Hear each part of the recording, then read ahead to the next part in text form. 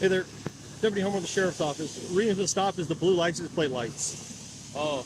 Yeah, they have to be white, man. What? So, do you have your license, registration, proof, insurance?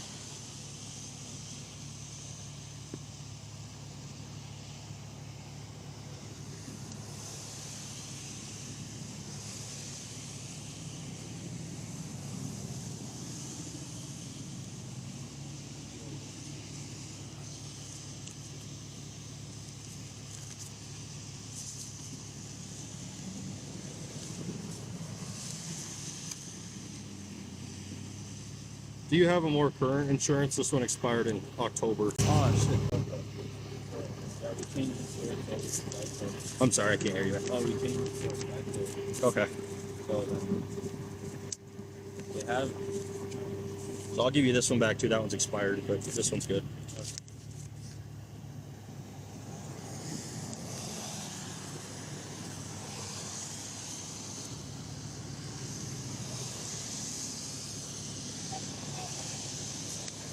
All right. Here's a warning for the license plate lights. Okay, drive safe.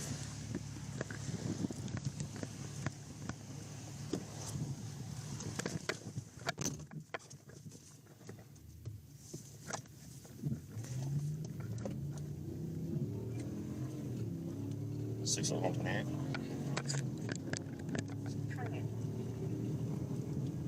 For William license plate light color. I'm gonna be traffic with another vehicle here at Burger King. Stand by for me.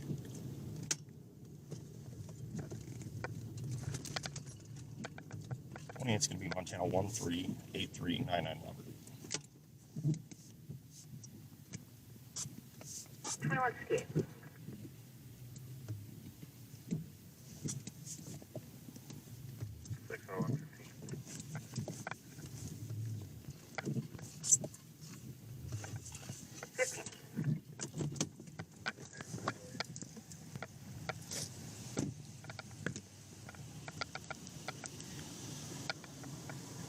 Hey there.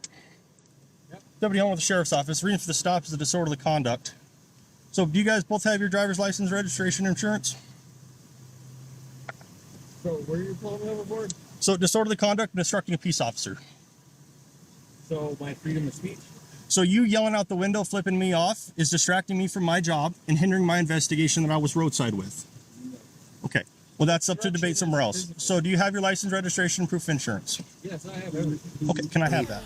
What's up, everybody? It's your boy Danny from TheConstitutionState here today. I hope everybody's having a good day. Today's video involves the Ravalli County Sheriff's Office in Hamilton, Montana. And this video comes to us from Angst, Audit. Everybody go check them out. Go show them some love.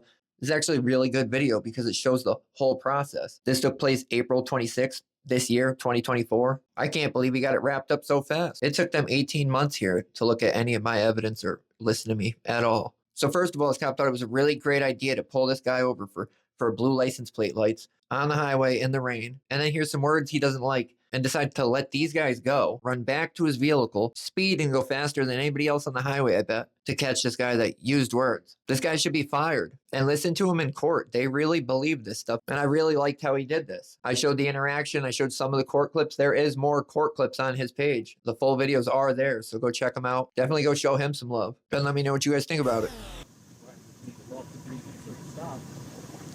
Disorderly conduct and obstructing a peace officer. Okay. You can hand me your license. Obstruction is... Right now, you're obstructing me again. So, do you have your driver's license, registration, and insurance? 60128. Can you send me another unit?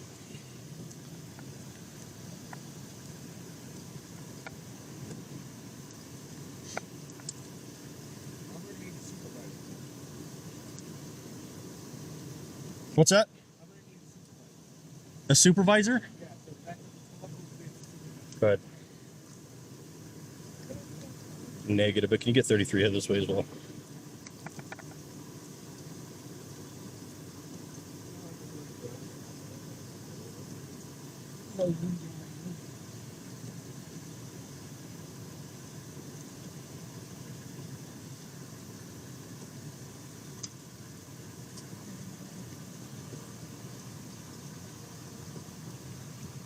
Good.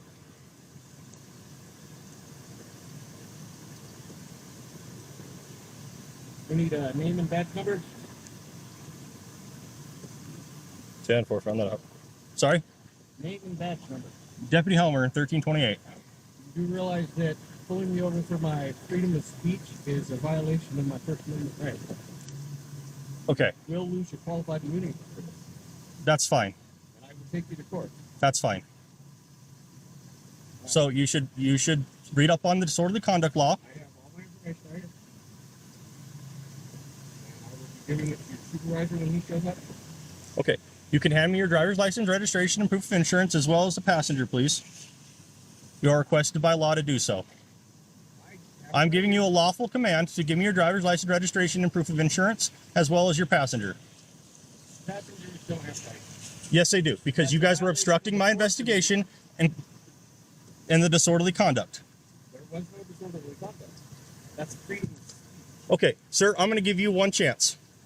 I'm gonna Okay, ask for so I'm going to ask for your driver's license one more time. If you fail to identify yourself, okay, I'd like to have it. I have to present it.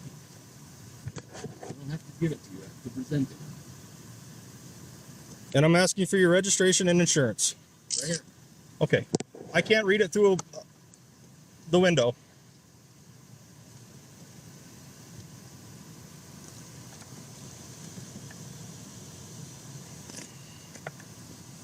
I'm going to lose qualified immunity for this, Okay, that's fine, sir. I don't really care about that right now. because taxpayers can pay for the lawsuit. So Okay. Okay. And do you have your license? It's in the back seat. Okay. What's your name? Okay, you are required to identify yourself because what I saw on my traffic stop was you flipping me off and yelling out the window. I don't know who yelled. I don't know who flipped me off. First Amendment protected speech. Okay, so, sir, please educate yourself on disorderly conduct before you start spouting it, okay? You can make a law against any of my Okay, constitutional well, I need your name and contact information. When you guys get the lights off my eyes, I have a migraine. It is not on your eyes. It's right in my eyelid. Okay, what is your name? Right now you are obstructing, and I'm just going to let you know now. My name is Ruth. Ruth? But I refuse to give you my last name. All right, what's your last name, Ruth? I just told you I refuse to give it to you because Okay, you can't. guys, I'm not playing this game over and over with you, okay? I'm telling you you're obstructing me because you committed disorderly You don't know conduct. What obstruction is. You don't know what disorderly is. Those Okay, First. I'm not arguing with you, sir. I'm done with you for right now. I'm talking to her. I did nothing wrong. So, Ruth, what's your last name? I've done nothing wrong. What is your last name? First Amendment protected speech. That's what this is. What is your last name? If you fail to identify yourself to me, you will go to jail tonight. You forget what the First Amendment protected Thanks, free Meeker. speech. How do you spell that? Free speech. First Amendment. Okay, the lights, please.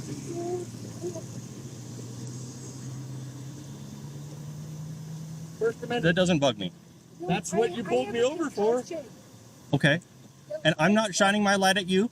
Where's your supervisor? I don't know, man. He's on his way. I called. E-N-S-M-I-N-G-E-R. You're going to have to go slower. I'm sorry. I can't write that fast. E-N as Nancy, M as Mary. No, E-N-S-M-I-N-G-E-R. And what's your date of birth, Ruth? You can look it up by looking up my name. Okay. Seriously, I've only looked here for what? So what is your date of birth? June 9th, Of what year? 93. All right. Give me 1 minute, guys.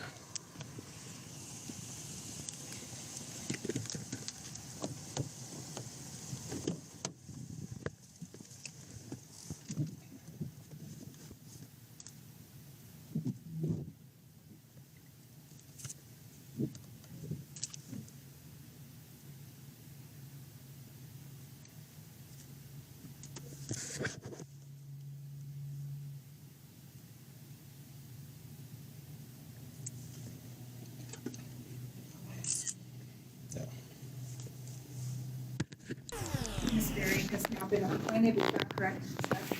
Yes.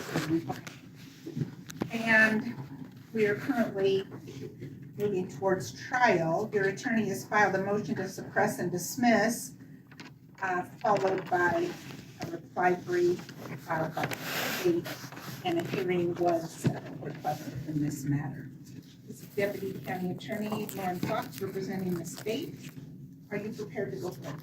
Yes, sir. Are you prepared to go forward? No, I am waiting on the HDMI cable, but otherwise we're prepared. Good. Would you like to give any kind of an opening? I don't, please go for it. Would you like to give an opening? If I may, Your Honor. Your Honor, the First Amendment guarantees the right to freedom of speech and prohibits the state from punishing the use of words or language not within the narrowly limited exceptions that have been carved out, namely true threats that incite or defame, fighting words, obscenity. Even in these classes, the line between speech which may be freely spoken and that which may be regulated is finely drawn. In every case where speech is being prescribed, it must not unduly infringe upon the protected freedom. This means that the disorderly conduct statute can only punish unprotected speech that falls within these few limited categories and no more. The First Amendment is a living, breathing thing which needs that breathing room to survive, and the government may only regulate speech within the narrow exceptions. The state in its charging documents are alleging that Mr. Fulton committed the offense of disorderly conduct by allegedly yelling the F word out of the window at officers. The evidence in the record now reflects that Mr. Fulton may not have even been the suspect who yelled the swear word, despite the state's assertion in their answer that it was definitively Mr. Fulton. The conduct being criminalized is pure speech, which is staunchly protected by the First Amendment. We will hear evidence today that indicates someone used the word, Your Honor, pardon, but fuck, spoken into the void of the universe from a private vehicle. This expression is constitutionally protected speech because they are not fighting words, true threats, or incitement. Fighting words are words that are personally abusive epithets, which, when addressed to ordinary citizens, are as a matter of common knowledge likely to provoke violent response. So there was no particularized suspicion that a crime had been committed here because there were no fighting words. The missing piece of the puzzle here is that whoever yelled the profanity did not address the expletives towards anyone in particular. It was shouted into the universe. Deputy Helmer was not in close proximity. The car did not pull up alongside the traffic stop or make efforts to direct such speech at him. By these very conditions, the words spoken by someone in the vehicle do not fall within the realm of fighting words. The word was not directed at any one person and was a singular expression. This makes the statute as applied to Mr. Fulton today unconstitutional. Call your first witness. Yes, Judge, the state would like to call Deputy Nick Helmer. Afternoon, thank you for coming in. Can you state your name for us? Nick Helmer. And how are you currently employed? I'm the deputy for Ravalli County. So to be a deputy in Ravalli County, what kind of training do you have to do? So I was a reserve deputy for 2.5 years prior to becoming full-time. Once I became full-time, I've been full-time for around 2.5 years now. In that time, I've gone to various trainings, numerous trainings, and I've attended the Montana Law Enforcement Academy. And how long is the Montana Law Enforcement Academy? It's 3 months, it's 510 hours of training. And so to the matter at hand, were you on duty on April 26, 2024? I was. And did you encounter the defendant on that day? I did. Did you see the person that you encountered at the start? I do. When did you first encounter the defendant? It was on a traffic stop. Tell me a little bit about it. I was on a traffic stop with 3 juveniles for a separate offense while I was looking at their driving documents. The defendant had driven by and yelled. When I heard the F word, and then it was kind of incoherent as they were driving by. As I looked around, they were flipping me off. I ended that traffic stop and initiated a traffic stop with the defendant. And when you say you heard the F word, was it a distinctly male voice, distinctly female, hard to tell? It was a male voice. And just for clarity, where was this traffic stop? The first traffic stop where I heard it was near O'Reilly's in Hamilton. I initiated the traffic stop with the defendant at Burger King's parking lot. So downtown Hamilton, is that in Ravalli County? Yes. Okay, so just to slow it down a little bit, you were on this traffic stop and you saw what kind of vehicle? It was a red or orange Toyota 4R. So you were, is this correct, that you were looking at the other vehicle, you heard a sound, turned around and saw that Toyota? Yeah, I saw the Toyota with their, looked like the passenger's hand out the window flipping me off. So what was going through your head at this point? Well, I knew that, I clearly heard the profanity, especially with the 3 juveniles I was out with. I didn't believe it was okay. So I did end that traffic stop to then go after the more egregious violation. And was this interaction captured on your body worn camera? It was. Cross. Thank you, Anna. Good afternoon, Deputy Homer. How are you doing? Good. So I think we've established that you have reviewed the footage and your reports, is that correct? Yes. Okay. And you remember the events of the day, you were on shift. What were you doing again immediately prior to your interaction with Mr. Fulton and pursuing him? I was on a traffic stop. Do you recall the nature of that traffic stop? Yeah, it was over, I believe, blue license plate lights. Okay. And during that stop, do you recall asking for the driver's proof of insurance? During the The traffic stop. initial that you're saying was interrupted by Mr. Fulton, that initial stop you were already on? I believe so, yes. Okay. And do you recall him handing you expired insurance? Yes. And so to clarify, today you've testified that the swear word was the more egregious violation. In my opinion, yes. I can always go back and review the NCIC records and go talk to the driver after the fact. Okay, so again, I just want to clarify, you left a stop where you had not verified that a driver had valid insurance to pursue someone who had said a swear word. Yes. Okay.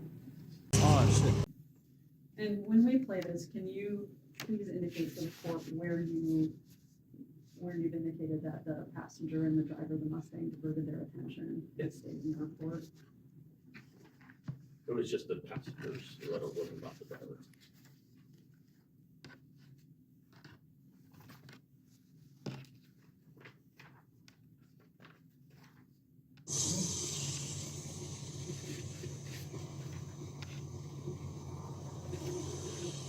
Hey there, Deputy Homer with the Sheriff's Office. Reading the stop is the blue license plate lights.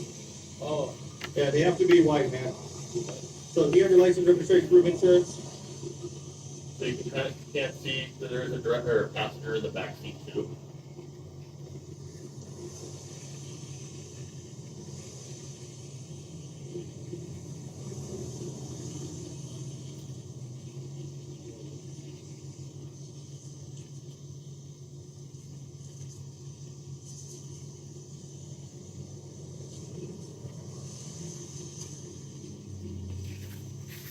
Do you have a more current insurance? This one expired in October.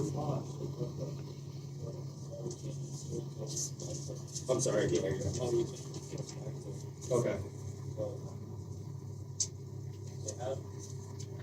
So I'll give you this one back too. That one's expired, but this one's good.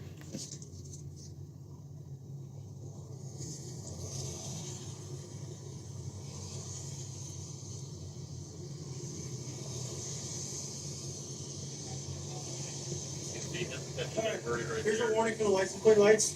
Okay, drive safe. Yes, it's dark in the back seat. You can't see it on camera. Okay. And as law enforcement, how often do you hear swearing? While I'm on traffic with roadside with a vehicle, very rarely. Okay. Do you cite everyone who swears in your presence? I do speak to them if they're gonna be swearing in front of children. Okay, but you didn't cite the Mustang driver for his use of profanity? No, I did not. But you would admit then that not all use of swear words is disorderly? Yes. Okay. And do you think it would be fair to assume that an average citizen would expect an officer not to abandon his duties and his criminal investigations over something as insignificant as a swear word? I think it all comes down to circumstantial. I can't say it for every time. Okay. And do you understand the protections of the First Amendment? I do. Okay. And are you aware that fighting words have to constitute a true threat for words to constitute fighting words? So under the disorderly conduct, it doesn't, I wasn't going under that part of that statute. It was the profane language. Okay. And so are you aware that profane language is protected speech under the First Amendment? I guess no. Okay. All right. So I'll just reiterate that fighting words have to constitute a true threat. So knowing that, do you think that profanity is protected speech? Again, it's circumstantial. Okay. Just objection, Judge, just because there's some, he's already clarified that he wasn't cited under the fighting words statute, it was the obscenity, or the profanity, excuse me. You can continue. And would you agree that conduct can constitute speech? Can you explain that? Nonverbal communication? Yes. Okay. And are you aware that conduct can be protected under the First Amendment as well? If it Yes. constitutes speech? All right. Did at any point you want to fight Kenneth or Ruth because of their words? No. Okay. And have you ever experienced, as an officer, where you've overheard someone say the word fuck and no one has fought them? And no one has fought them? Yeah. Yeah. Okay. Is it pretty unusual that someone may over the word fuck would just get into a fight over that? No. I wouldn't say it's unusual. I've seen it. Okay. Tell me about that. Tell me about when you've seen that. Bar fights, stuff like that, yeah. I don't have something definitive to give you off the top of my head. Okay. And do you think that the F word that you heard was meant to convey any kind of threat of violence against you? I can't say for certain. Again, traffic stops are one of a dangerous part of my job. Those that just start screaming at me out the window could mean a whole bunch of different things. Okay. Do you think that there was imminent danger to you with this car passing by? I don't know at the time of stop. Okay. Again, I just want to reiterate that you voluntarily chose to end your investigation into a violation of law to pursue someone who used the F word. Another violation of law, yes. Okay. No further questions, Your Honor. Posey. Yes, Judge, I just would like to clarify a few points.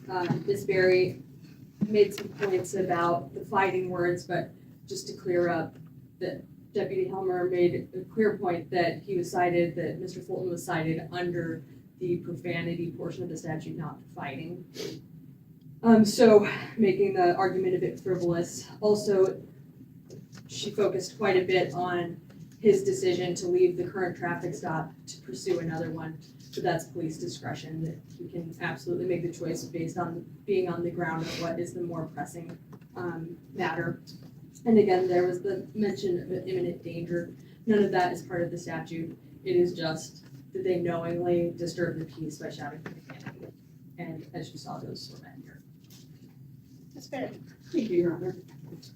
So the state has correctly assessed that he was cited under the profane use of language. The argument that we've made today and in our motion to dismiss is that that, as applied, is unconstitutional because the words do not rise to the level of fighting words. They are protected First Amendment speech. As to Deputy Helmer's choice to leave the traffic stop, this just speaks to the fact that it was not an obstruction of justice. He chose to voluntarily end his traffic investigation to pursue what he perceived to be another violation of law.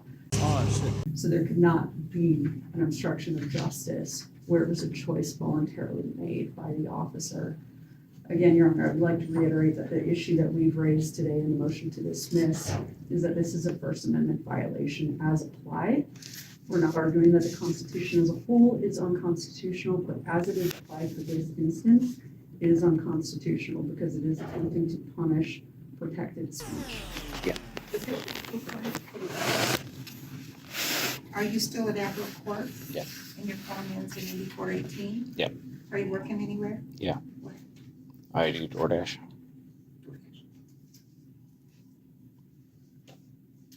All right, cited by the Ravalli County Sheriff on April 26th of 24 at 8:57 in the evening for allegedly, 9:57 in the evening, for allegedly violating Montana Code 45-8-101 disorderly conduct and 45-7-302 obstructing a peace officer. You appeared before me. We are currently on the trial calendar, I believe, for January 17th. Does that sound right to everybody? Yes, Your Honor. Okay, make sure I have the right date. Judge, this is probably just a slow, paperwork slowdown in our office, but I filed to submit this case. In the past day or so, you just probably haven't received the motion from us yet, Submitted for what? that the case be dismissed. Okay. Were you aware of that? I have not seen an order yet. Yeah, I haven't seen anything. come That's across. what, I told my paralegal, I gave her the case, but she has a stack, so it's probably in her basket, but just didn't wanna hold us up here. Okay, can you have it filed by Friday? Yes, sir. Easily. All right, Mr. Fulton, it appears that the state has chosen to dismiss this case against you. I did rule against you after that hearing. I suggest you maybe look at the law a little closer about rights and consider that if somebody did something and distracted a law enforcement officer and they were trying to help your family, that it could be really detrimental. So just think about that. If you don't like them or whatever the gig was with law enforcement, just try to consider the whole situation, that if they were in the process of helping your family member that needed something, or your family member had just had a problem and law enforcement was trying to investigate that could be a distraction that could hurt someone or cause a problem. And it would be a real travesty if it happened to be your family.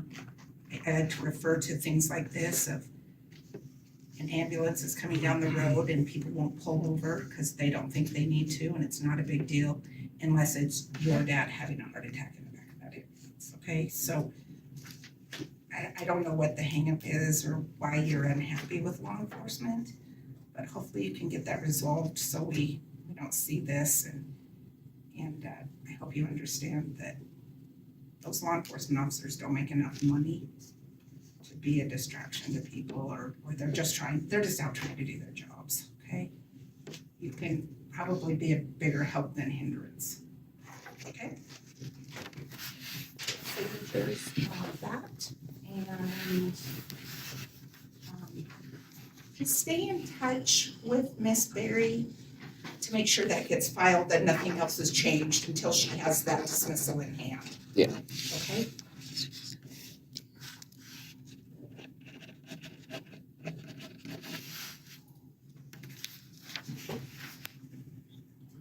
Alright, is that all you have, sir? It is, Your Honor. Okay, you guys are good to go? No, it's, oh yeah, that one got vacated. I'm like, wait. No, I I don't won't know highlight it. with your name on it, so you might have an issue.